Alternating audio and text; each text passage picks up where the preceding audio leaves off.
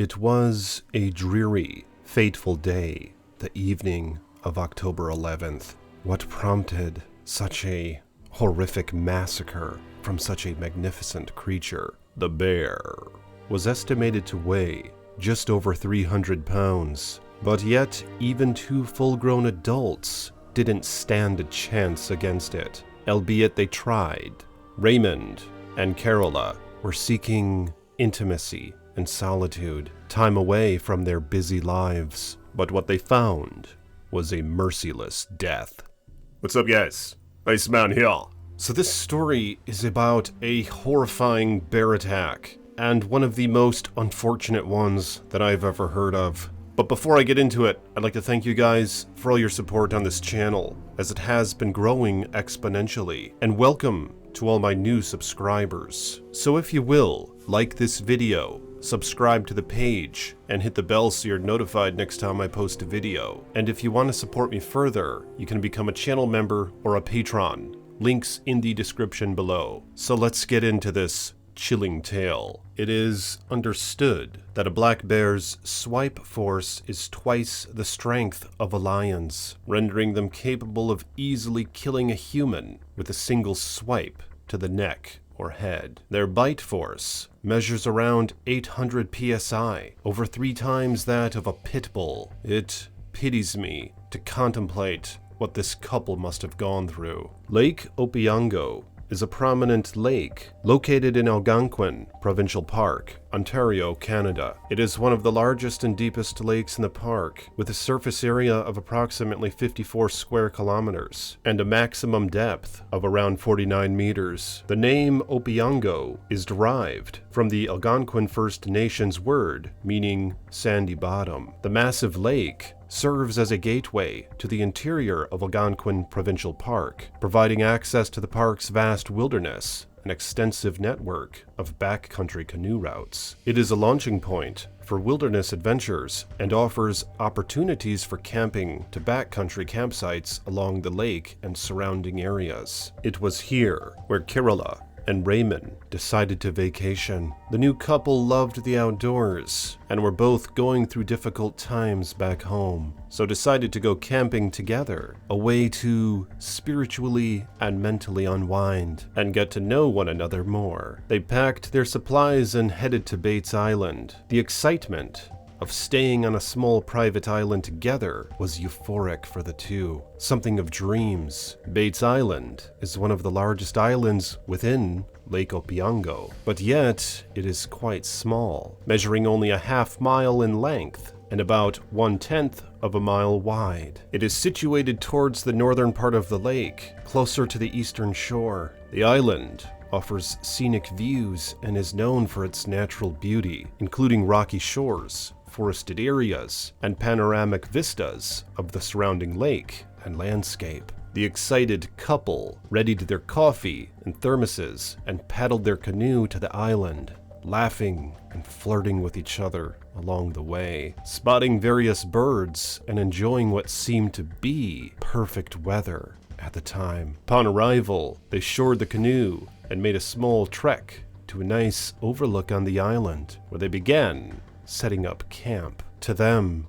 the island felt like a fortress, safe from the dangers of the world. It was their own world, as far as they could see it, if only that was without its troubles. Raymond began setting up the tent, while Carola started unpacking the cooler in order to prepare supper. She placed a tray of raw ground beef on the camping table, along with some condiments. It's unknown whether or not the bear was already on the island, or if it made its way there after the couple arrived. But what is for certain is the fact that it attacked Carola first. It was likely observing them for a bit before it decided to move in, and Carola was likely separate from Raymond when the attack occurred. Black bears often appear non-threatening shortly before predatory attacks, but there are telling signs to decipher their motives to the initiated. Ears back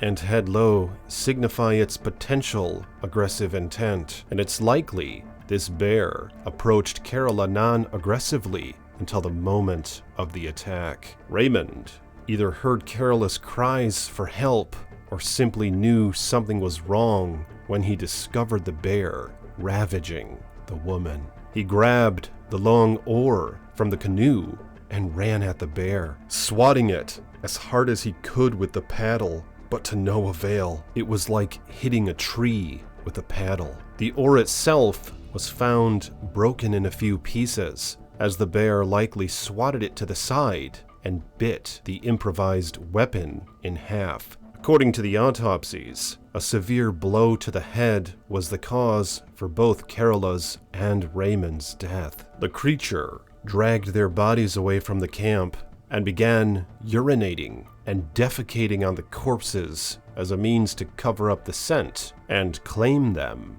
as its own in order to ward off other predators and scavengers. It partly buried the bodies with sticks, rocks, and leaves, caching them partly into the ground with the intent of preserving the bodies and eating them later. The bear spent the next 5 days feeding on the bodies, keeping in close vicinity of the caches. Park officers were sent out in search of the couple after they failed to check in after camping. The officers discovered an aggressive black bear refusing to give up its cache near the couple's vacant campsite. Out of concern, the officers shot and killed the bear and discovered the horrifying scene. The bear was found to have no sign of rabies or anything else wrong with it. No disease, no brain abnormality, no injury, nor any other condition that might predispose a bear to attack humans. The tray of ground beef was found at the campsite, untouched,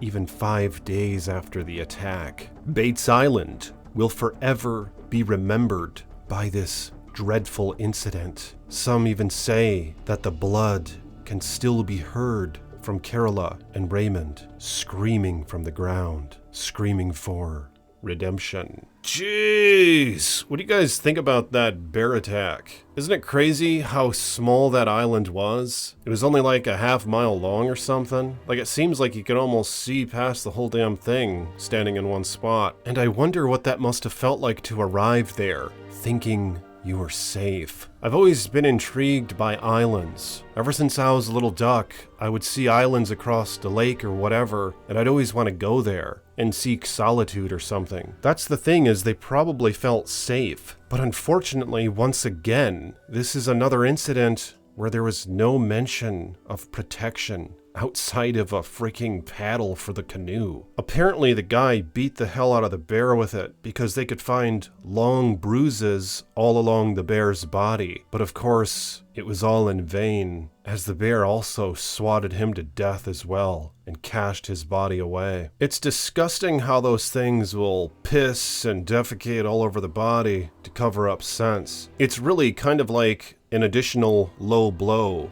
metaphorically speaking. Just icing on the cake, if you will. The fact that it has to do that to you after already humiliating you. But I suppose at least they didn't live to remember it. I can only wish that it was a swift death for the two after hearing what these bears actually can do to people. How they begin eating them before they're even dead, especially black bears. That's why you guys have to be really careful out there in bear country. I intend to go up north a little bit this fall in Michigan, and I know that there are a lot of black bears up there, but I'm definitely going to be packing some heat, if you know what I mean. What's crazy is how hard these bears can actually hit with their paws. That might be a sort of underlooked feature that they possess in general. Something like twice the power of a lion, and how it was estimated that it killed both of these people with a single blow to the head. To be honest with you guys, I'm a pretty tough guy, okay? I'm 6'3" and like 230 or 40 pounds or something. Just 8 or 9 months ago, I could bench press 365 pounds, but I've had a little boo-boo since then and things might change in that regard. But nonetheless, I kind of felt like a tough guy, you know what I'm saying? Like I'd actually try to box this bear or something if it were to come at me. But after hearing how damn hard they can swipe,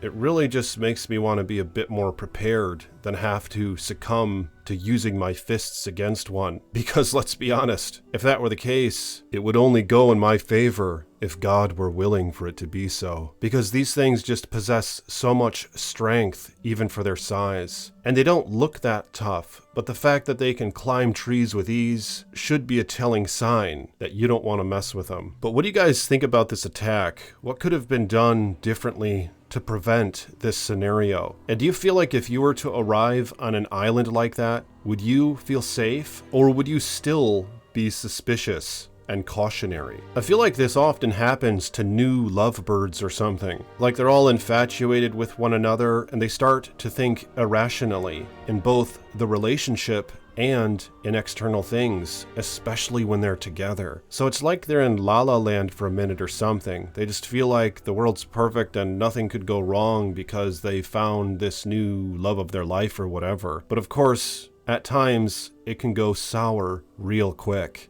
And that's sort of what we've seen come to fruition in this scenario. But if you guys will, like this video, hit the thumbs up button, subscribe to the page, and stay tuned for more chilling tales from the Iceman.